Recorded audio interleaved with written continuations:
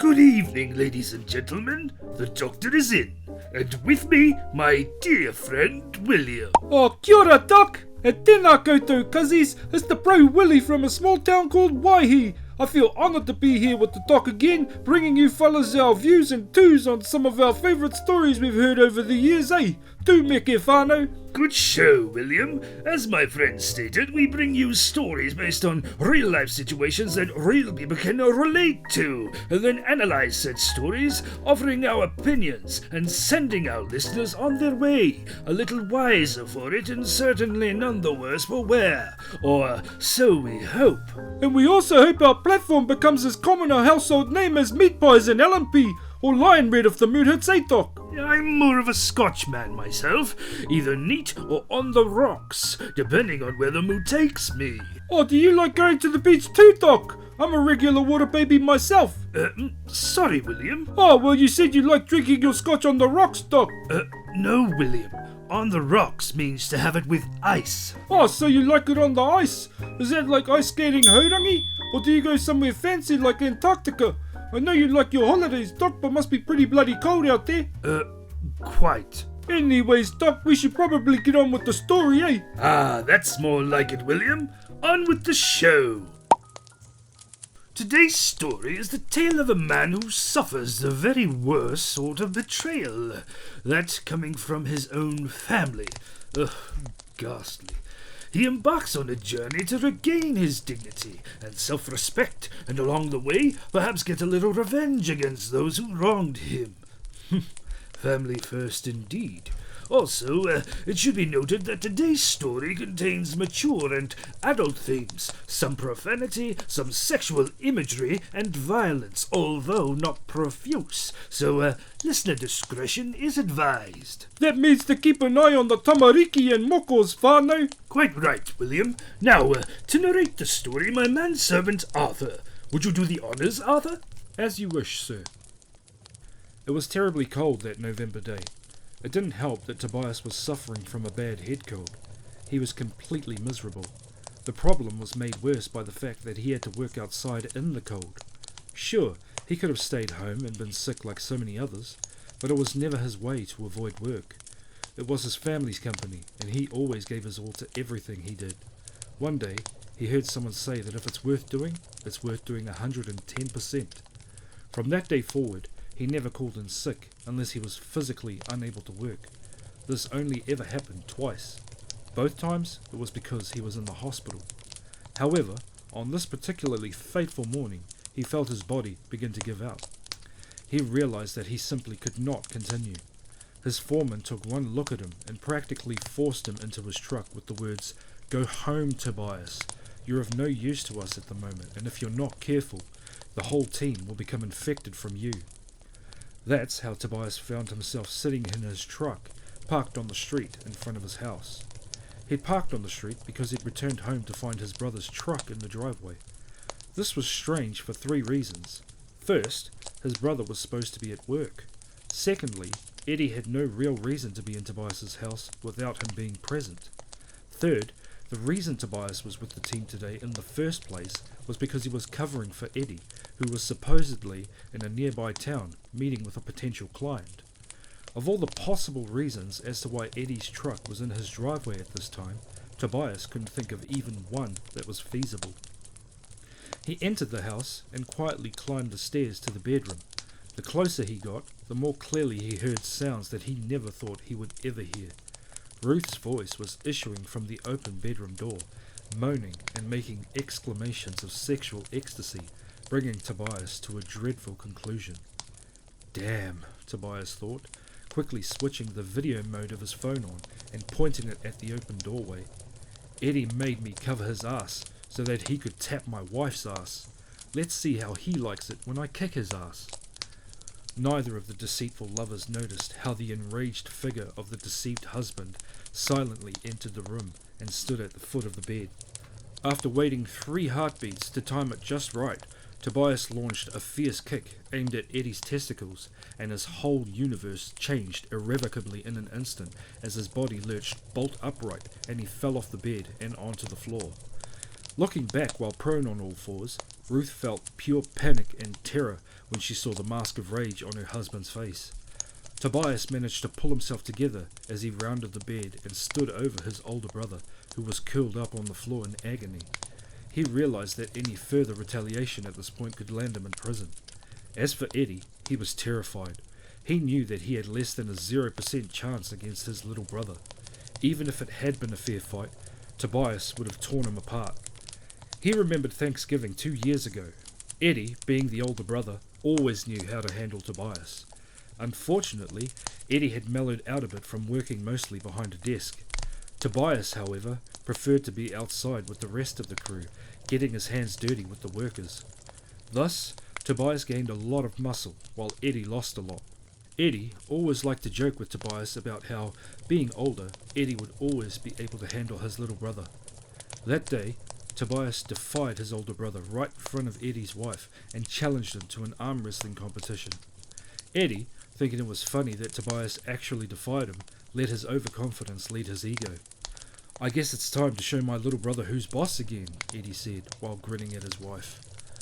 Eddie and Tobias walked over to the table, sat down, and gripped each other's hands, ready for the ensuing contest. As soon as they started, Eddie, who had thought it would be a quick and easy win, suddenly felt worry at the power he felt in his little brother's arm. "Oh, damn," he muttered. No matter how hard he tried, he couldn't move Tobias at all. Tobias's corded arms were tensed, but Eddie knew that he wasn't giving it his all. He looked into his little brother's eyes and saw that Tobias was just playing with him, and knew that he was about to be thoroughly humiliated in front of his wife and the entire family. He saw in his brother's eyes all the humiliation and bullying that he inflicted on him as they were growing up. He could see that Tobias was enjoying this small amount of payback.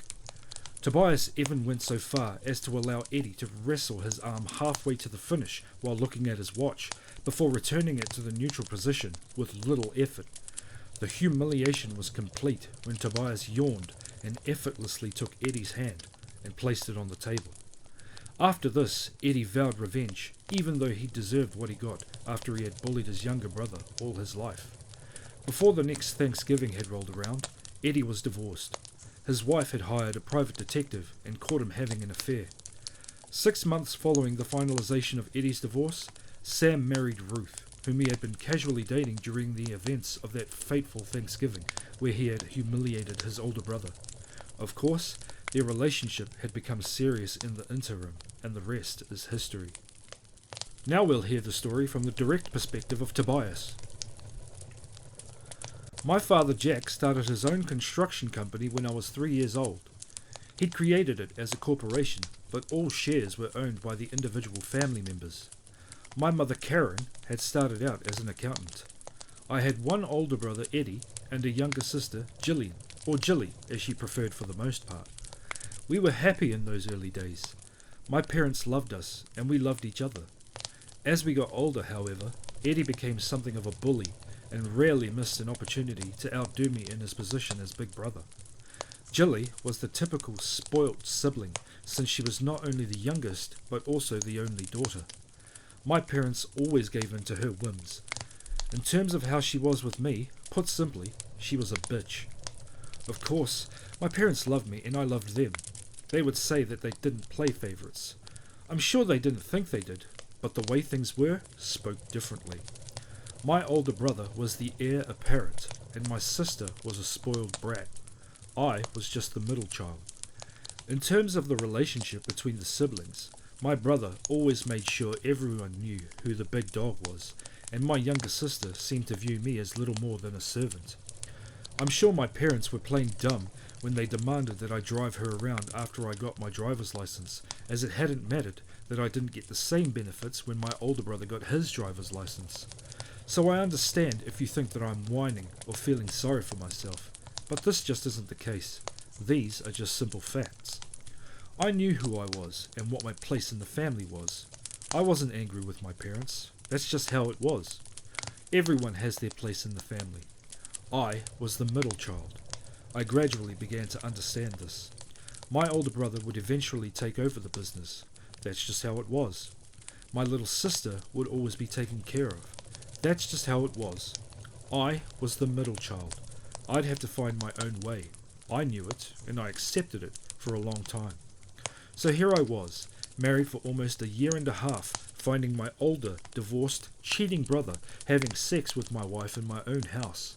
In my bed. There's no need to go into detail. Eddie grabbed his clothes and ran out the door. It took Ruth 20 minutes to pack her things, and then she left too. The house was mine before we met, so it wasn't a marital asset. We had a prenuptial agreement. The sensible thing to do would have been to simply sign a power of attorney with my lawyer, lay out my terms to him, and leave town, with my lawyer sending me the final divorce decree 6 months later. In an ideal world, everything would go this smoothly and according to plan, but as we all know, things seldom ever go according to plan. Of course, I did eventually leave the city, but not before the aftermath of events that followed my discovery. I first went to talk to my parents, telling them what I had found and showing them the evidence. You know what they told me? They told me that I needed to get over it, that Eddie was going to take over the company, and that I needed to leave it alone for the sake of family harmony. My sister also joined their narrative. Sure, Eddie's an arsehole for what he did, but that was just a minor blip on the path to a greater good. If I defied them, went against them, I would lose, so just let it go. Oh, and be happy for Eddie and Ruth, even if you have to pretend.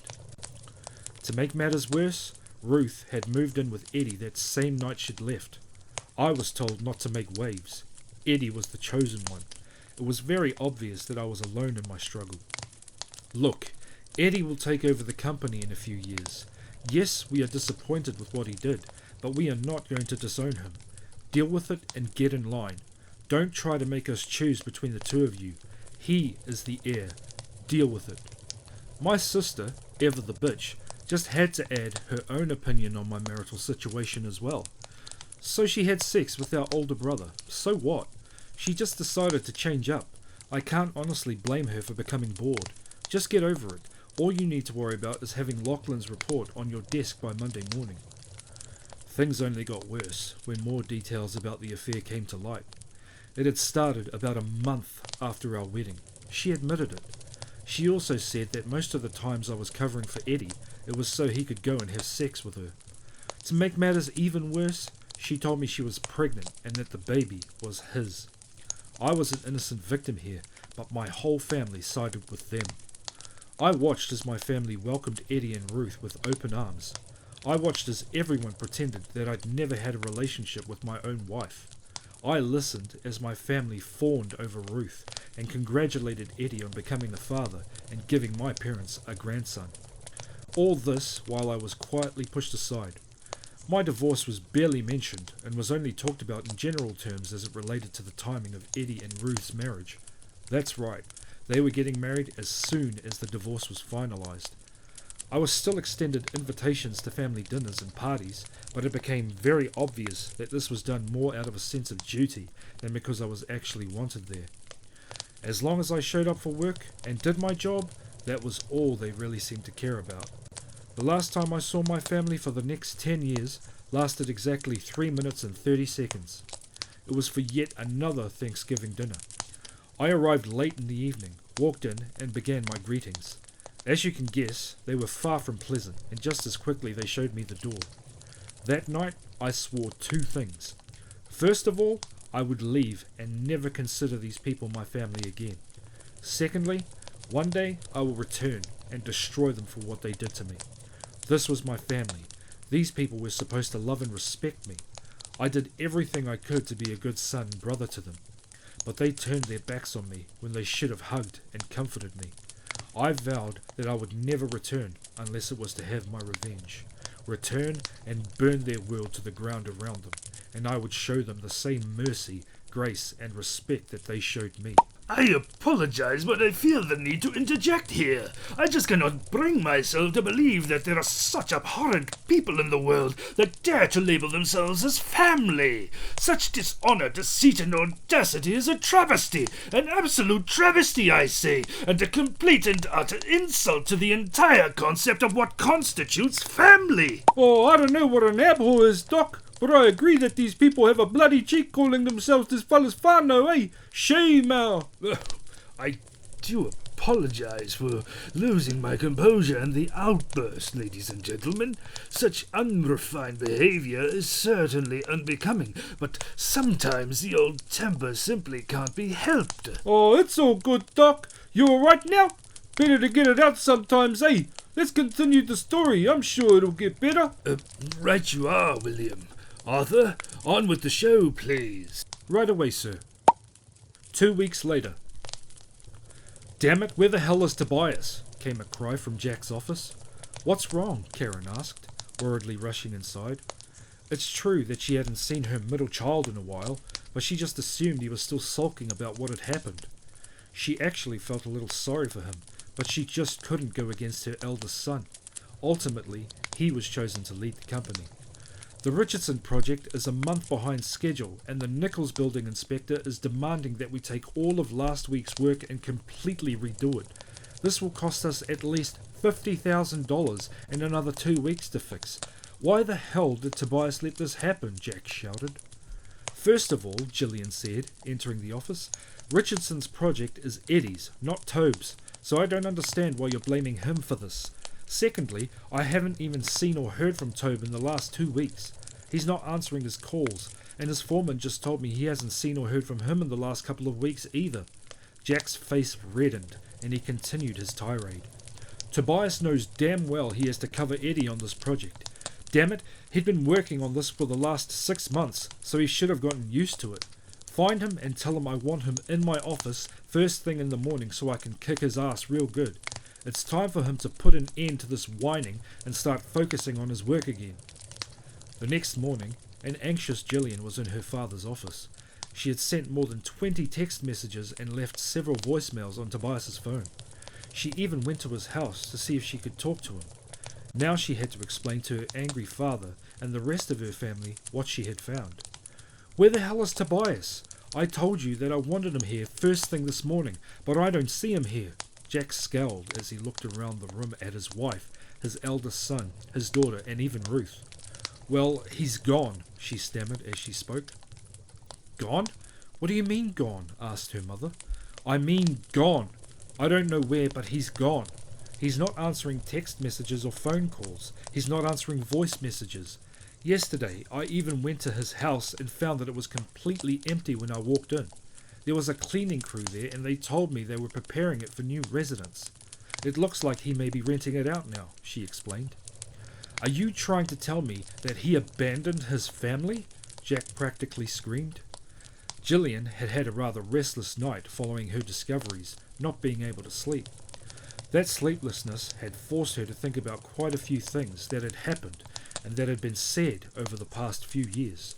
Sleep became even more difficult as her brain moved in the only logical direction it could, and every memory of how they had all treated her brother played out in bright colours and surround sound. No, she said in a soft voice. I think he finally realised it was his family that abandoned him. Now we'll return to the direct perspective of Tobias. When I left home originally, I went to college and worked part-time for a company until I graduated. My degree was in civil engineering, but I also completed an MBA. Of course, Eddie was going to lead the company, but I would also be a part of the executive team. That was the plan anyway. Now, I began to make other plans. Gone are the plans I had when I first left home. My new plan was already in motion, and today, all the pieces would finally start falling into place. I couldn't help but smile as I watched my little sister entering the building across the street. She looked at me, but it was obvious that she didn't recognize me. I've changed a lot over the last 10 years. When I left my home and my family for the last time, I joined the Army Corps of Engineers. With my education and background, it wasn't too difficult, and I was welcomed with open arms.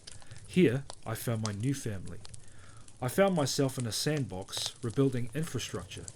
I had a lot of free time, so I used it for training, which included weapons and special tactics training.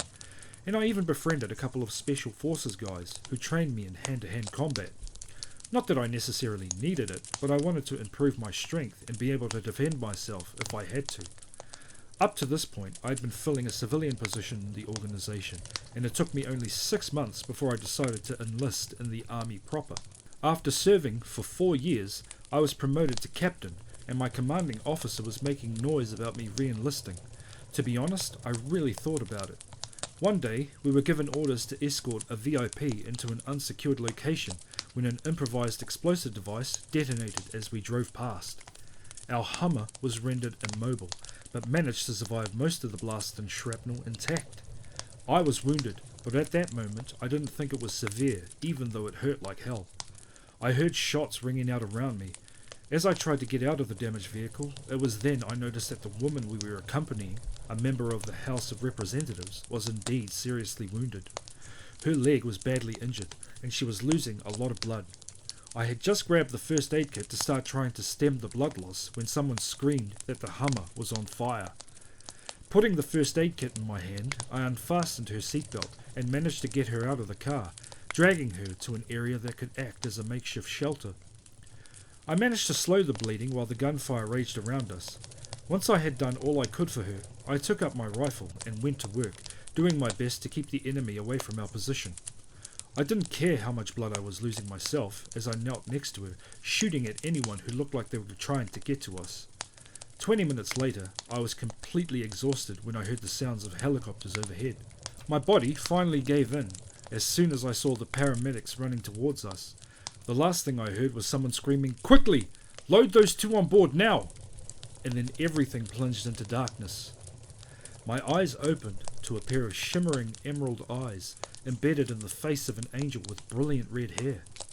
"I'm in heaven," I muttered. The angel's eyebrows furrowed, and then her face brightened. "Why do you think so?" she asked in a sweet melodious voice. "I was sure that I would survive, but apparently I died." "Why do you think you're dead?" "Well, I've never died before, so I can't be sure, but I would think that when someone wakes up and sees an angel looking at them, that would be a clear sign that they have died." Her face changed to a cheerful one as she started laughing. "Sorry to disappoint you, but I'm far from an angel. Actually, I'm a lawyer." I smiled. "All this means is that I'm in a different place, but I really don't mind as long as I can keep seeing you here." "Well, soldier boy, if it's up to me, you'll see me often. Luckily for both of us, it won't be in hell. You, my hero, are still alive. You are currently in a hospital in Germany. You were treated at the base and then they brought you here to rest and recover." "Right, so since you said that you're a lawyer and not a nurse, I'd like to know who you are and why you're here with me. Not that I'm complaining, but I'm not sure suing those that attacked us for pain and suffering would really work." She laughed again. I really liked her laugh. "No, I'm not trying to sue anyone. I'm here to thank you for saving my sister's life. My name is Charlotte Trentham. My sister, Samantha, was the VIP you pulled out of the Hummer and gave first aid to. Everyone I spoke to emphatically stated that if you had not done what you did, she would have died." "So how's she doing? Will she be okay?" I asked. "She'll be fine. They were able to save her leg, but she'll always have a slight limp." That's how I got to meet Charlotte and her sister. True to her word, she spent her days in Germany, dividing her time between me and her sister. I decided not to return to the army, and was discharged with a Purple Heart and a Silver Star. When I returned to the States, I continued to see Charlotte. We got along very well, and started dating. I told her everything about my past, and how my ex-wife and family betrayed me. I told her about my plan for revenge. Simply put, I would start my own construction company and compete with them. Being in the military, I never really needed a lot of money, so I had a lot saved up. I invested as much as I could until I was finally ready to start putting my plans into action. Being intimately familiar with my family's business, I knew all the ways to undermine them and start stealing their clients and best employees. I probably wouldn't be able to put them out of business completely, but I could become more successful and reduce their income significantly. Charlotte thought about it for a moment, then smiled slyly. "How would you like to actually burn them?" Then she told me her plan. I liked it. I really liked it. As it turns out, Charlotte's parents are really, really rich. They also loved me very much and were seriously angry at my family for what they did to me. It was also convenient that her older brother was a genius financial wizard. Using a combination of assets, a new LLC was created. Charlotte's father, nearly retired, was named president of the company. Her brother was named acting CFO, and Charlotte was named acting CEO. This was done to ensure that my name didn't appear in the books, although I pretty much ran things. The first thing we did was buy out a small construction company that was poorly managed. The turnaround was quick once I took control of operations. 6 months later, we acquired another company. By the time we were ready for the finale, we had acquired 5 more companies in different parts of the country. All of this meant that Charlotte and I also became a lot closer in our time together. And so, here I was, sat across the street from my family's business, waiting to enact my revenge. Over the past few years, I've become quite wealthy thanks to my investments and the success of our new company. Charlotte and I also got engaged within the last month. I smiled grimly, waiting to burn my former family. They had no idea what was about to hit them. What they didn't know was that a couple of very specific people were quietly buying up every publicly traded stock in their company, those of which were on the market only a week ago. These investors finally passed the necessary threshold for the plan to succeed. Now we'll hear the story from Gillian's perspective. Gillian was in a very bad mood. Not that being in a bad mood was unusual for her. In fact, this has pretty much been her way of life for the past few years. She wasn't stupid. She knew that almost everyone who worked at the company disliked her. To hell with them, she thought. As CFO and daughter of the board chairman, she could do whatever she wanted. Besides, if things got too bad, she would just talk to her older brother, who was the CEO. It was a family company after all. Anyone who crossed her would soon be in line for unemployment benefits. However, this was not the source of her concern at the moment. She was upset because an unscheduled board meeting had been called. This was highly unusual. Typically, the board met only once a quarter. Most meetings took place around the family table. The board of directors met only to confirm the decisions that had already been made between her parents, her brother, and herself. After all, between the 4 of them and the proxy votes of her absent middle brother, they controlled 60% of the shares. Each family member owned 12% of the shares. An explanation is needed here. A few years ago, the family, minus Tobias who left without a word, decided a major expansion was needed. The decision was made to go public and sell shares to raise capital for that expansion. The family ensured that each family member retained a 12% stake, thereby maintaining control of 60% of the company. Although no formal agreement was made with Tobias, his shares were used for voting, along with those of other family members.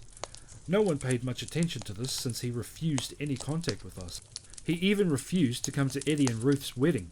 After Tobias divorced her, none of the family even knew where he had gone or where he was now. After 10 years of silence on his part, it was simply assumed that his votes belonged to the family and that they could do whatever they wanted with them. Gillian paused, about to open the door to the office building, when something suddenly caught her attention. There, on the other side of the street, stood a tall, well-built figure of a man. She only managed to glance at him briefly, and he somehow seemed familiar to her. At that moment, a bus passed by, and the figure disappeared. Shrugging, she opened the door and entered the building. Gillian was very bored during the meeting. Procedures still had to be followed, even though the board had only just met last month and was not due to meet again for another 2 months. The minutes of the last meeting were read out, where they repeated what was discussed last month, updates across various divisions, any significant changes, any new business of course was, "I am filing a motion to remove the chairman of the board for gross incompetence and moral failings," said an attractive brunette. She must have had some kind of injury, because a slight limp was noticeable when she walked. It was then that Gillian noticed that there were far fewer people than usual at the board meeting. None of the major shareholders she was used to seeing were present. Instead, there were only a few shareholders with smaller stakes, including the brunette who filed the petition and a blonde who had never been there before. "I support this proposal," the blonde shouted. What the hell is going on here, I thought to myself. They were delusional, thinking that they could pull something like this off. In the end, the family had 60% of the votes. It was simply impossible. This stupid woman was about to be completely crushed. Everyone except the 2 women were shocked by this motion. The discussion was lively, but shortly, voting began with the expected result. Miss Trentham with 35% of the shared votes. 4, obviously since she proposed the motion. Miss Harrison with 4% of the votes. 4, said the blonde again. This was also expected, since she supported the proposal. There were several more people who voted against. The votes against were calculated at 1% of the total shares, So 39% for the motion and 1% against. That left the family with its 60% share yet to vote. Of course, Eddie, Mum, Dad and I all voted against. After all, Dad was the chairman. So, 39% for to 48% against. Just as Eddie stood up to vote using Tobias's shares as representative in absentia, thereby putting us in the advantageous position, the door swung open and in walked the tall man I'd spotted across the street. Tobias Purcell votes for with 12% of the business shares, said my brother, whom I had not seen or heard from in 10 years. That's how quickly our family business was taken away from us and given to our brother, whom we'd abandoned in favour of the oldest brother and son. From that moment on, the meeting went downhill. Tobias was appointed chairman of the board in place of our father. Eddie was summarily fired and replaced by the blonde woman. I was also fired from my position as CFO and replaced by the brunette woman. Since none of us could have ever imagined such a scenario, we never bothered with contracts. Therefore, there was no severance pay. Golden parachutes became like lead balls. We were given 10 minutes to pack our things and leave the area, and that was the good news. All our houses and cars were company property. It was created this way for tax purposes. Tobias was nice enough to give us all a week to pack up and leave. Well, all of us except Eddie and Ruth. They only had 24 hours. Mum, Dad, Eddie, Ruth and I just sat there dumbfounded while Tobias led the meeting. Although all power in the company had just been taken away from us, we were still major shareholders and had every right to remain there at the meeting. At least we still had our shares and the income from them. As long as the company existed and was profitable, we should be fine. None of us actually had a lot of money in our accounts, only around $100,000 each for emergencies. Since the company paid for our mortgage, utilities, cell phones and vehicles, we really didn't need much to live. Instead, we all agreed to put most of the profits back into the company and grow it. The plan was to cash out later so we could all retire comfortably while we were still young enough to enjoy it. Okay, Sam said, taking charge of the meeting. Any other questions? Yes, there is one more issue to discuss, the attractive brunette stated. TCS Enterprises has made a buyout offer. I assume that you have all already had the opportunity to familiarise yourself with the terms of the buyout. The quick version is that they will buy all available shares provided. They can acquire at least 51% of the company. Once this is completed, Purcell Construction Inc. will be closed, and all assets will be absorbed by TCS Enterprises. Does everyone understand? What about all the employees? We have a lot of really good people working here, and I don't want them to suddenly find themselves unemployed and unable to support their families. That came from Tobias. Mr. Purcell, all non-managerial employees will simply continue to work as before. The only difference they will see is the company name on their checks. Our clients will continue to work with the same people. All executives will either be terminated or transferred to similar positions within TCS. I should mention, it has been requested that the chairman of the board, CEO and CFO of TCS move into the positions which are to be vacated by the current chairman of the board, CEO and CFO of Purcell Construction Inc., soon to be absorbed by TCS. And what about those who don't want to sell their shares? Tobias asked, looking at us intently. I'm sure there will be those who don't want to sell. Well, the TCS rep has stated that once they get 51% of the shares, the purchase price of any remaining shares will be drastically reduced. Obviously, they won't actually need the additional shares. And when news comes out about what their plan is, the value of the shares outstanding will plummet. Any holdouts will find their investment gone. Very good. Is the representative here? Yes, she's waiting in the lobby. She wanted to be available as she had hoped to start this today. Would you like to call security and have them escort her inside? Tobias called security, and a few minutes later, an absolute goddess strutted through the doors. She was about 5'7" with long, luxurious red hair down to her waist, jade green eyes, a beautiful face with a light sprinkling of freckles on her thin nose, large breasts, and a thin waist that flared out to really nice hips. She wore a charcoal pencil skirt, a matching jacket, and a light pink blouse. Her long toned legs were covered in silk stockings, and she wore 4-inch Prada heels. I was wondering what the hell was going on with all these attractive women showing up today and stealing our company from us. Besides, what did Tobias have to do with this? It was becoming abundantly clear that he was part of this plan. We hadn't heard a peep from him in 10 years, and he suddenly shows up today of all days, and then proceeds to vote his family out of the business Dad started. What the hell was he doing? Why did he do this? So as I said earlier, we are offering $120 per share for the first 51%. After that, anyone who wants to sell will be offered $2 per share. It's simply not worth anything more to us. Once we gain majority control, shit! I missed the first part of what she said. I really regretted not listening. The decline from $120 per share to $2 per share was catastrophic. Of course, I didn't really want to sell, but not selling would have been devastating. I quickly stood up and shouted that I wanted to sell. Better get in line early while I can. A dazzling smile appeared on the redhead's face as she turned to me. Certainly, we'll be happy to purchase your shares. You are currently fourth in line, so I'll make you our offer as soon as I complete the first 3 transactions. My stomach turned as I made a calculated guess as to who the first 3 sellers were. Being fourth was almost the same as being last. I watched as Tobias, then the blonde, then the brunette all signed an agreement to sell their shares. She already had her 51%. All our money was invested in the company. In another 5 years we'd plan to sell and cash out. We would have been multi-millionaires. Now, we'll be lucky if we simply become well off. We all had to go home to start packing up. Security confiscated our cars and office keys before we were allowed to leave the premises. We had to make arrangements with security to come the next day and clear out our offices.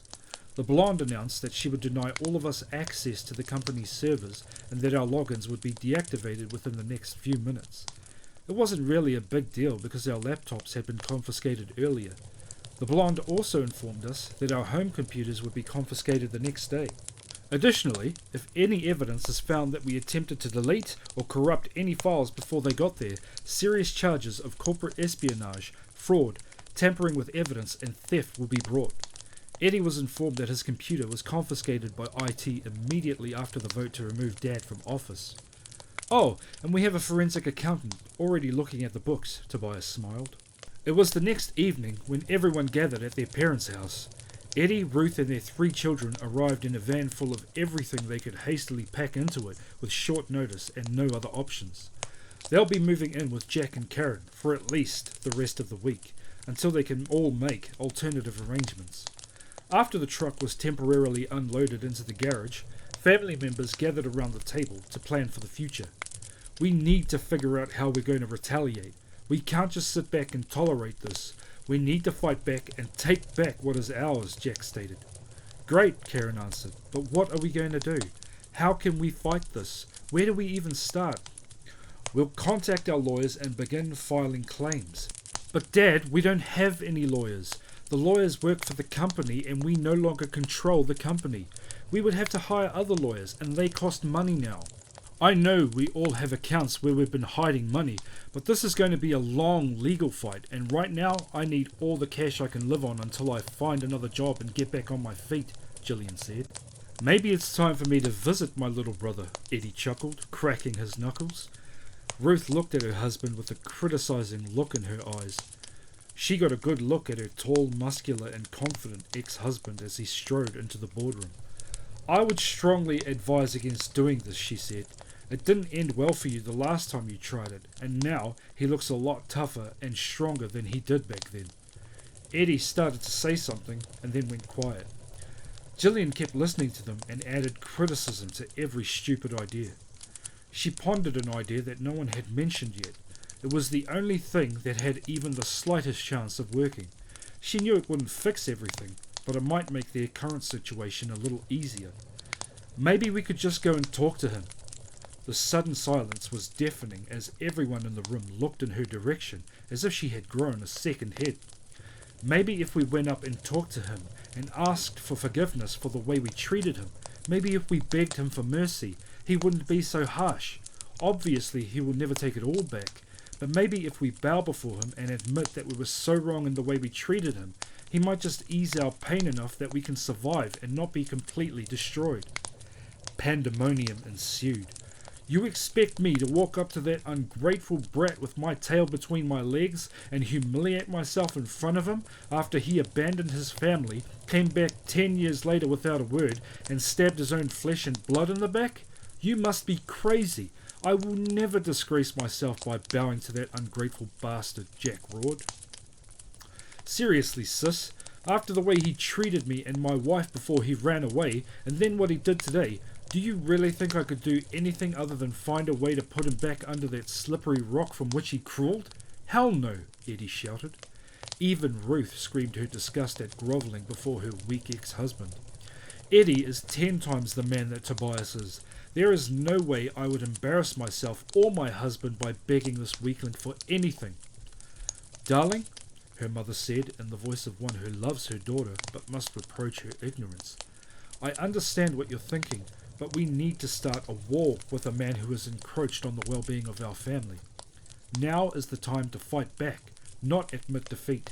No, we will not talk to this new enemy. We will find a way to attack and take back what is ours, she finished, having completely dismissed Gillian's idiotic idea. The discussion returned to possible ways to fight back. Gillian remained silent as the conversation continued around her. She had already decided what she needed to do for herself. She needed to jump off the platform before the train crashed. She realized too late what their loving family had done to her brother, but by then Tobias had disappeared. She never got the chance to tell him how sorry she was for her words and actions. She was nothing more than a self-centered, spoiled child all those long years ago. Back then, her epiphany had come to her 2 weeks later than it should have. Hey, Doc, I'm sorry to cut things off, but is it usual for these stories to focus in on one of the people that's been made out to be a bad guy? Or a bad girl in this case, I guess? No, William, it most certainly is strange. This woman has acknowledged herself that her behaviour has been most horrid and awful towards her brother. However, there does seem to be somewhat of an air of remorse in her tone. I can't help feeling that we are on the verge of a redemption arc. Perhaps we should keep listening to see how things develop. Oh yeah, all good, Doc. Sorry for cutting in. Let's get back to it. That is quite all right, William. That is why we are here. All right, Arthur, you may continue. Yes, sir. Samantha Trentham looked up when the secretary ushered Gillian Purcell into her office the next morning. She noticed that Gillian was wearing a very nice dark blue pencil skirt, matching jacket, powder-coloured blouse, black stockings and 4-inch heels. Overall, it was a very nice but conservative look. Gillian's blonde hair was styled professionally and her makeup was applied tastefully. Even though Samantha had heard all the stories about what a cast-iron bitch Gillian was, she was still very attractive. Gesturing the visitor to take a seat, Samantha began this rather unexpected meeting. What can I do for you, Miss Purcell? To be honest, I'm a little surprised by your visit here this morning. Yes, well, I'm sure there are a lot of people who would be surprised by my presence here. I actually came today to talk to Tobias, but was told he was expected to be away for business. They suggested that you could give him a message. Samantha tilted her head quizzically. Maybe. Obviously, this will depend on what message needs to be conveyed. As you can probably tell from current events, he really isn't very interested in talking to your family. Just to be clear, I've heard all the stories about you and your whole family, and to be honest, I don't like the sound of any of you very much either, after the way you treated him. Gillian winced at the verbal lashing. So I take it you two are close then, she asked. She might as well get all the information she could about the new players in this game. Maybe if she could win over this woman and show her that she truly regretted her actions, she could convince her brother to help her. Yes, we're close, but probably not as close as you think. We're not dating, we're just very good friends. In fact, he's like a brother to me. Oh, could you tell me how you met? I could, but I really don't think it's any of your business right now. Maybe some other time, but I'm pretty busy preparing for a takeover by a new company. So what message do you have for Tobias? This was it. She needed to make the attractive woman understand that she truly regretted her previous behaviour. Please tell Tobe that I really need to talk to him. I know what my past behaviour was like, and I'm truly sorry for it. Unfortunately, I realised this about 2 weeks later than I should have. By then, he had already left. I know everyone else is trying to figure out a way to deal with his actions, but I'm not going to be a part of it. I just want to be able to look him in the eyes and tell him how sorry I am for the way I behaved. Yes, I hope he will show me some mercy, but I'm not even going to suggest that he exclude me from whatever punishment we face. I hope he will allow me to have some kind of relationship with him. I want him to know that I will be distancing myself from the rest of the family. I want to do this because I realize they were wrong, and I don't want anything to do with them anymore. I'm not even going to ask him to trust me. I just want to be able to see and talk to the brother I foolishly threw away, Gillian sobbed. Samantha looked at the crying woman and sighed. She had enough experience with some of her former lovers, as well as the employees she had to fire, to know the difference between crocodile tears and real tears of grief and loss. She could tell easily enough that Gillian was sincere. Fine. Look, Tobias is out of town for a few days. He won't be back until Monday. I'll give him your message and see if I can get him to schedule some time for you. I appreciate it. Don't worry about it. I'll tell you what. How about we meet tonight for dinner and drinks? I don't know anyone here and I'd like to talk to you a little more and find out what exactly you expect from all these events. To say that Gillian was taken aback by the proposal would be an understatement. She found Samantha to be a very attractive woman, and Gillian really liked women, although she never let the rest of her family know about it. She went to parties and events with different guys to keep up the ploy, but whenever she was out of town, she looked for another woman. It would also give her the opportunity to learn more about the woman and her relationship with her brother. She might also find out more about the blonde and the redhead who helped ambush her and her family. Not that she intended to use this information to help others in their struggles. Quite the contrary. She wanted information so she could use it to help her form a new relationship with Tobias. It would be better if she could attract allies to her side. So tell me more about what you expect, Samantha asked a few hours later at the bar where she and Gillian met. I pretty much said it all before. All I really want is a new and better relationship with Tobe. I know I screwed up and I accept it. Trust me, at this point I will gladly accept any mercy he decides to show me, but even if he decides to throw me out on the street, I still want to show him that I have changed, and I want to be a better sister to him. How do I know you're not just saying this to get information to use against him? Honestly, you don't know. You have no reason to trust me. The same goes with Tobe. I'm curious about what he's been up to in the last 10 years. I can see that he is important to you and that you have a serious relationship with him. In all honesty, I really want to know more about you and the other two women. I want this because if I can get my brother back, I think I should know the people who are important to him. If they're important to my brother, they should also be important to me. You said you're like a sister to him. This means that I should also be like a sister to you. After all, if you're his sister, that makes you my sister too. Maybe you can teach me how to be a better sister to Tobe than I was in the past. Samantha grinned slightly. This is an interesting proposal. It sounds plausible. Gillian continued. So you're obviously an attractive woman, and you seem to be pretty close to Tobe. Why aren't you two dating? She asked, genuinely curious. Something about the dynamic didn't make sense to her. Samantha laughed. There are actually two reasons for this. I can tell you this because there's really nothing in it that you could use against us. Anyway, the first reason is that Tobias is already in a relationship with someone else. In fact, they're engaged. The second reason is that, how should I put it? Let's just say that you're much more my type than Tobias, Samantha grinned. This confused Gillian. So, how did you two meet? I'd really like to know. We met while he was still in the army. He pulled me out of a wrecked Hummer and saved my life. He was also wounded, but not as badly. It was there that I injured my leg and got this limp that you've probably noticed. My family was very grateful, and we sort of adopted him after hearing his story. Oh, wow! We didn't even know he served in the army. He just left without saying a word. Yesterday was the first time we'd heard from him. Yes, I know he did it on purpose.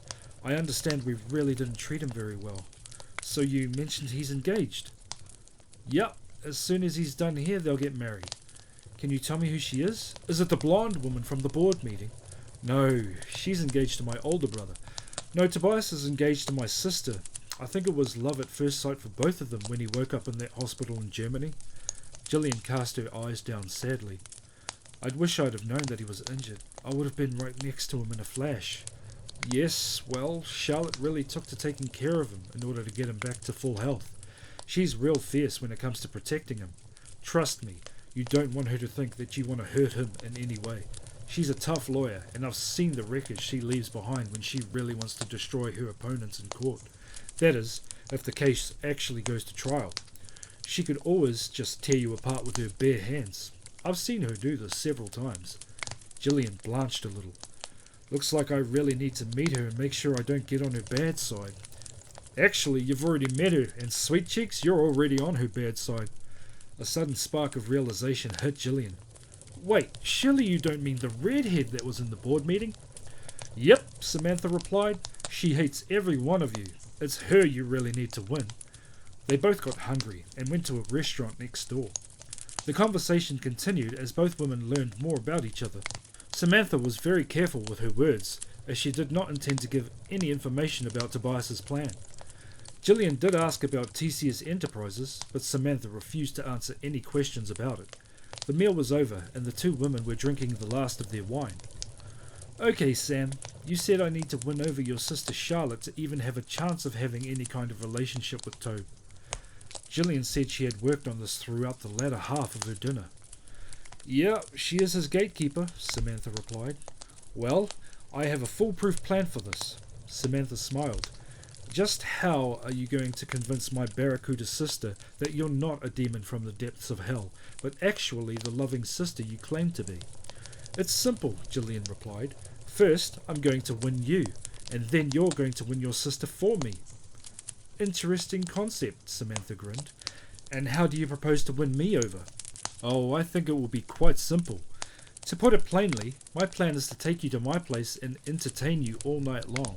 After that, you'll be sick tomorrow, so I can continue all day and also on the weekend.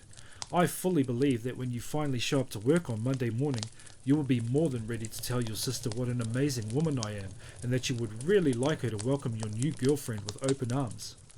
I see, Samantha replied without giving anything away. And what's to stop me from rejecting your advances and your attempts at making me believe that you're serious about becoming my girlfriend? Actually, two things. First of all, you've already mentioned that I am your type, and I believe that you are truly attracted to me. Secondly, I just told you my biggest secret. None of my family or friends know about my preferences. Nobody even suspects it. My actions will finally reveal my secret to the whole world. I've never done this for anyone before. My willingness to reveal my true self and come out of the closet should convince you that I am completely serious. If you have any doubts about it after this weekend, just watch how my parents and Eddie disown me when it happens. I already told you that I plan to cut them off. This will only serve to prove my intentions to you beyond a reasonable doubt. Come Monday morning. Damn, sis, what happened to you? You look terrible, Charlotte shouted to her little sister when Samantha finally managed to stagger into the office on Monday morning. Severe lack of sleep caused by 3 wonderful days. If you think I look bad, you should see my new girlfriend, Samantha answered. Wow, okay. So who is this new girlfriend, and how did this happen so quickly? Asked Charlotte. I'll tell you what. Give me some caffeine and then I need to talk to you and Tobias, as I have some news for both of you. How about, say, 20 minutes in Tobias's office? Alright then, go have some coffee. You look like you need it. So, Samantha, what's all this I'm hearing about a new girl? Tobias asked when a shabby Samantha entered his office. Well, I had a surprise visitor on Thursday while you two were out of town. It turned into an even more amazing dinner and then into a full weekend. However, that's not the biggest shock I have in store for you. Okay, so who is it? Charlotte asked worriedly. Samantha let the tension build for a minute, looking from her sister to her future brother-in-law and back again. Her name is Gillian Purcell. She watched the two faces in front of her as they went from happy and smiling to utterly shocked. Several minutes passed before either of them could utter a word. Gillian Purcell, my sister? Asked Tobias. Well, yeah, but before you get worked up, I also found out some interesting information about her and the rest of your family. I did some research between the time she left my office and the time I met her later that evening. She seemed to have a change of heart right after you left all those years ago. In fact, she's very regretful about the way she treated you. Tobias's eyes narrowed. I hope you're not just taking her word for it just because she had sex with you all weekend. Of course not. My name is Samantha, not idiot, she giggled as Tobias and Charlotte rolled their eyes at the lame joke. Seriously, I did some research on this. Several long-serving employees commented on how she acted rather sad right after you left. She seemed really unhappy and depressed for a few months and mentioned that she really missed you. Could it have just been people loyal to her that fed you lies to help her? I doubt it. Remember Holly? Even she told me about it. Tobias did remember the old secretary in the accounts receivable department. He knew that she and Gillian really hated each other. If Holly said it, then it was probably true. But I'm pretty sure Gillian doesn't prefer women. Actually, that's how it is. She is 100% like that, believe me. She was very well versed in the intricacies of female lovemaking. That's one of the things that helped her convince me she's coming out of the closet. For the chance to talk to you and try to build a better relationship, she is completely cutting off the rest of the family. Tobias was still doubtful. Sounds kind of selfish to me. I think she sees what's coming and is trying to take care of herself. I don't doubt that's part of it, but it's not necessarily a bad thing either. I suggest hiring her as my assistant so we can keep an eye on her. This will also help you see how sincere she is. Worst case scenario, we can always use it to get information about everyone else, Samantha suggested. Why the hell not, Tobias agreed. Obviously, we'll have tracking software installed on her computers, tablets and phones to see if she tries to stab us in the back. Make an appointment with the three of us for this afternoon. We'll ask your brother to set up the software and then we'll offer her a job after the meeting. Charlotte teased her sister as they ended their meeting. If all goes well, just make sure you think with your brain and not your G-spot. Later that day, Tobias sat at his desk in shock as he listened to his sister's words. He was surprised by the vitriol she spewed when she talked about their parents, brother, and especially Ruth. She described how she had to play nice for the past 10 years because she had no other options and needed to stay on the good side of the family. She also provided extensive information about the family's company activities, accounts, and plans to try to regain control. When asked about her seemingly sudden change in sexual preference, she spoke very openly about her past. She confirmed that she was now completely out of the closet and proudly stated that she had no doubt that it would ruin any relationship with their very bigoted family. I've been unhappy for the last 10 years. I'm so sorry that I didn't realize anything before you left. But by then it was too late. Even if you reject me now, I'm just happy that I have the chance to finally apologize to you for my past behavior, she concluded. Tobias regarded his sister for a while and then said, I accept your apology. It seems genuine, and I'm even willing to try and see if we can make some kind of relationship work. Unfortunately, there is a trust issue considering your past behavior towards me and your relationship with the rest of the family. I simply don't trust you right now. You have every reason to deceive us, since I have pretty much taken everything from you. However, it seems my future sister-in-law thinks you deserve a chance. Keep in mind that we will be watching you very closely, and any mistake on your part will have dire consequences. You have your second chance. Don't ruin it. Gillian nodded solemnly, and then turned a curious eye towards Tobias. There's something I've been really curious about. What exactly is TCS Enterprises? I've never heard of this company before.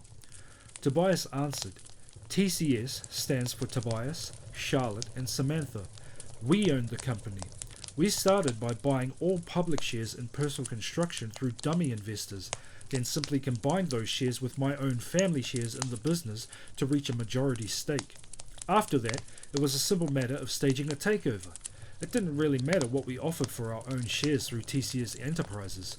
In reality, we would just be buying our own shares with our own money. Tobias grinned. I would have thought you were smart enough to figure this out on your own, little sister. Gillian was speechless with astonishment at the audacity and the tenacity of her brother, impressed with the complexity of his plan, which had succeeded even beyond expectations. Unbelievable, she muttered. In the end, Gillian never moved out of her company-sponsored home. Instead, Samantha moved in and let her girlfriend live with her. Tobias and Charlotte continued to be amazed at how well their relationship was going. It seemed like Gillian was really attracted to Samantha and was really working on developing their relationship. Gillian accepted the position as Samantha's assistant and seemed to enjoy working under her. Tobias started opening up to her, and the reunited brother and sister started developing a better relationship with each other than they ever had. It helps that Gillian and Tobias are dating sisters and see their respective partners often. She was eventually disowned by her parents and her older brother when she happily told them that she was living with her girlfriend. She really enjoyed hearing her mother scream when she told them exactly who her girlfriend was. Eddie and Ruth could only watch as their former home was taken over by Charlotte and Samantha's older brother and his fiancée. Feeling slightly sorry for Eddie and Ruth's children as they were innocent victims, Tobias relented on some of the revenge he was planning for his brother and ex-wife. Instead of being unemployed forever and forcing them into the poorhouse, Tobias offered them a job. They refused at first, and of course, several months passed and they were on the verge of being evicted from the cheap apartment they were renting before the two of them finally swallowed their pride and took Tobias's job offer. Of course, the jobs they were offered were not what they had hoped for. Tobias, being quite popular in the community, quietly made it clear that he would have nothing to do with anyone who hired any of his former family. As for Jack and Karen, they tried to sue Tobias to force him to leave and give them the company back. In truth, it was a pretty weak case, but they managed to find a little-known law firm desperate for cases to take on the challenge. This lasted approximately 30 seconds after the first hearing. Jack and Karen's two lawyers watched as the striking red-haired woman entered the courtroom and made her way to the defendant's table. They looked at each other, then collected their briefcases and informed their clients that they were withdrawing from the case, practically running out of the courtroom. Later, when Jack and his wife burst into the law office to ask what the hell happened, the two lawyers informed them of the disaster in progress. "Don't you know who their lawyer is?" asked one of the partners. "Of course we know," Jack replied. "This is the bitch who represents the corporation that brought us out. She's also apparently the fiancée of our disinherited son." "Then you really don't know," said the second partner, shaking his head. "This is Charlotte Trentham. To be completely honest with you, your case is really weak. Either way, you only had a slim chance of winning. We were really hoping that they would decide that fighting in court would be too expensive and offer a settlement. At worst, their lawyers will simply review the case on its merits and probably get it dismissed. Charlotte is completely different, especially since you've just mentioned that she is engaged to your son, whom you clearly seem to hate. This makes the matter personal for her. She won't be satisfied with just winning the case. She will chew you up, spit you out, completely humiliate and destroy you. She will then turn her attention to the people representing you. We may be desperate for a job, but we're not so desperate that we'd be completely destroyed by taking on a lost cause against the most ruthless barracuda on the planet." With their funds running low and no other options, the couple had no choice but to move into a small one-bedroom apartment that they could only afford on Social Security. Karen spends her days as an unpaid nanny for Eddie and Ruth's children. As his eldest son and daughter-in-law work, Jack spends his days in misery, sitting on the couch and complaining about how his life has turned out. The elderly couple don't communicate with their younger son or daughter at all. They rarely see their eldest son because of his work. "May I come in, Mr. Purcell?" the store cashier asked timidly, poking her head in the door of Tobias's office. "Yes, Ruth, what can I do for you?" he replied, smiling at his ex-wife. "Well, I was wondering if there was any way you could transfer Eddie to work somewhere closer to us due to him working out of state for the past few months. We only see each other one day every 2 weeks. Even then, he's usually too tired to do anything." "Well, I'm sorry, Ruth, but I'm afraid all the local positions are full up. To move Eddie closer, I'd have to move another worker to take his place. I'd simply be trading your hardships for someone else's. This would not be very fair to the other person and his family." The once attractive blonde began to sob. "Please, Mr. Purcell, I know that you despise us and are punishing us for what we have done, but I am desperate. I haven't made love to my husband for months. I will do whatever you ask. Please, please let me see my husband," she begged him. "Wow, she's really laying it on thick about wanting to spend more time with her husband," a familiar female voice said over the conference phone. "I don't think she's being sincere," another female voice added. "From what she said to me when I was bearing my heart and soul to my family, when I finally found the courage to come out of the closet, I don't think I'm buying anything she's selling." Then a third female voice said, "I agree." Tobias was on conference call with his fiancée, his future sister-in-law, and his sister. As soon as his secretary told him that Ruth wanted to talk to him, he was pretty sure the conversation would be about something like this, and he wanted those closest to him to listen and enjoy it. "Well, Ruth, it looks like no one is really buying what you're saying. I don't really like the idea of this man you call a husband being closer to me than absolutely necessary. If we could find work for him in Siberia, I'd probably send him there. Why in the name of all that is holy would I even consider moving him closer? At least at the moment he can come home every other weekend." "But it's an 8-hour drive," she pleaded her case. "He returns home late on Friday night, needs to rest on Saturday and leaves again on Sunday morning. Since he is just a run-of-the-mill worker, he earns barely more than minimum wage. He's so tired by the time he gets home that he simply sleeps all day." "Well, Ruth, I'm not entirely sure that's any of my problem. If things aren't working out between the two of you because of your scheduling conflicts, you can always quit and find another job."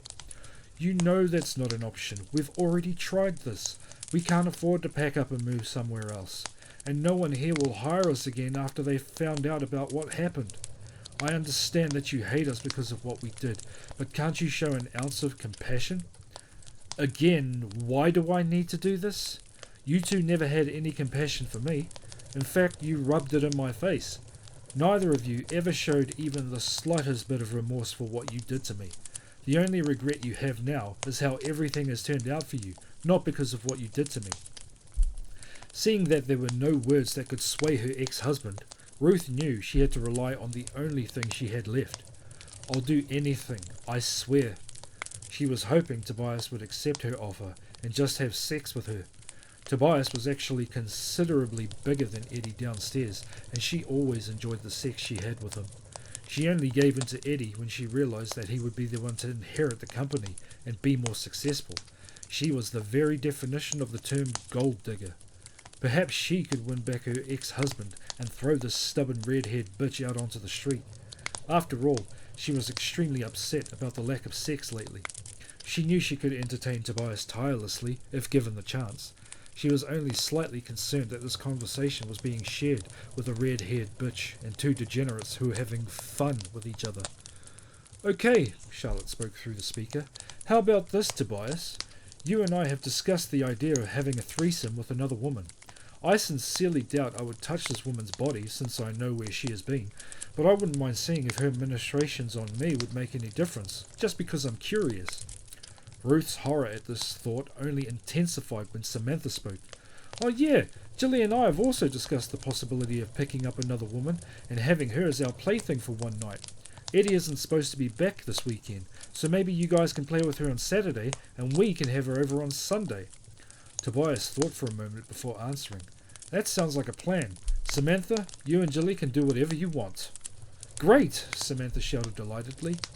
Come the next Monday after the big weekend, Ruth somehow managed to hobble gingerly to work. She just hoped Tobias would keep his end of the deal. "Good news," Gillian announced as Ruth entered. "Your husband will finish up where he is this week and then return for the weekend, and from next week he will begin working the construction crew on a new building right here in town." Ruth was relieved by this news. Given her terrible relationship with them, she was worried that they would back out of the deal. "You lousy asshole! You set me up!" Ruth screamed as she burst into Tobias's office on Thursday afternoon. She had just been served with divorce papers. The papers included several graphic photographs of Ruth having sex with multiple women and one man. The faces of everyone except Ruth were very carefully blurred in the photographs. "He kicked me out of the apartment and declared that I'm unfit to be a mother to my children," Ruth continued to scream. Her tirade continued for another 10 minutes and attracted a sizable crowd. The crowd apparently included Charlotte, Samantha, and Gillian. Despite her screams, Tobias simply sat back in his chair silently with a smile on his face. He didn't say anything until Ruth finally calmed down and started sobbing. "Charlotte, as a company lawyer, what are my options for such serious charges brought against us by one of our cashiers?" "Well, Mr. Purcell, as far as any evidence goes, I've seen nothing to corroborate these claims. She has no proof whatsoever that you or anyone else at this firm had anything to do with her promiscuous behaviour. My opinion on this matter is that she has found herself in a very compromising position, and she is grasping at straws to find anything that will save her reputation and strengthen her financially. My advice is to fire her for cause, for creating a hostile work environment. Lord knows our security cameras caught enough of her false accusations to justify this. Tobias sighed. Very well. Even though she hurt me when she left me for my brother, I had really hoped that by helping them out by hiring them when no one else would, could somehow heal the rift in our family. Especially after it worked out so well when we hired Gillian. So be it, Ruth. I have no choice but to let you go. Please notify HR. They will explain your rights and options to you. Your final check will be delivered to you before you depart. But I have nowhere to go. Jimmy kicked me out and filed a restraining order. Without this job, I won't even be able to rent another apartment or get a hotel room for the night, she whined. Tobias's emotionless face made her shiver with unease. Once again, I fail to see how this is my problem. Oh my, I have to say, while I agree with his retaliations against his antagonists for the most part, I'm not sure I agree with this last piece of revenge he enacted upon his brother and ex-wife. Oh, I don't know, Doc. After what they did to him, I can't help but feel like they deserved it, you know? Like they had it coming. Like things are coming full oval. I think you mean full circle, William. And while I do see your point, there's still a part of me that feels he may have gone a little overboard. Perhaps mostly on behalf of the children involved. Oh, well, Doc, I agree too that the Tamariki are innocent, but what can you do? What's done is done and can't be taken back now, eh? Unfortunately, you are very correct, William. There are some actions once enacted that can never be undone. Hopefully his conscience remains as steeled in the time to come as it appears to be now. In any case, I do believe we have nearly reached the conclusion of today's tale, so let us finish the proceedings on a high note if we can. Arthur, onwards if you please. Very good, sir. Epilogue. Things never really picked up for Ruth after she left the employ of her ex-husband. She perused many of her options, but each seemed more unfeasible than the last, making her feel utterly trapped and alone. She could move across the country, but what kind of life would that be? She wouldn't have the references to get any decent jobs, and how would she explain the huge gap in her work experience? The best she could hope for was a minimum wage job that likely wouldn't even support her and would never allow her to see her children again. Her next option was to live on the streets here and beg for spare change to survive. She would at least see her children from time to time, even if it is supervised visitation. Jack and Karen lived the rest of their lives on the brink of poverty, subsisting only on their social security. Their hatred and anger continued to prevent them from reaching out to Tobias. Their fanaticism also prevented them from making any attempts to contact their daughter. The only joy they found was watching their grandchildren born to their eldest son. Eddie continued to exist in his low-paying job, working as a labourer for his brother's company. He knew that his prospects, his chances of promotion, were zero. He tried several times to find a better job but was rejected at every turn. He didn't have the skills needed for any particular profession, and his background and business degree were tainted enough by the way he lost his company that no one wanted to take a chance on him. He tried dating for a while but found very few women willing to waste time on a single father who was a loser with very limited means. Tobias and Charlotte got married and had 3 children. All 3 of their children were equally loved and would be treated as equal benefactors to their estate. There would be no favourites in this house. Samantha and Gillian also got married. Although their relationship began under strange circumstances, they fell in love with each other unconditionally. Likewise, Gillian and Tobias continued to develop a strong relationship as brother and sister. Gillian gave birth to 2 children. The donor was Samantha's older brother, and they used artificial insemination to conceive. And there we have it. Another tale concluded and another episode almost at an end. Now comes the part of the show where we offer our final thoughts on today's story. Would you care to go first, William?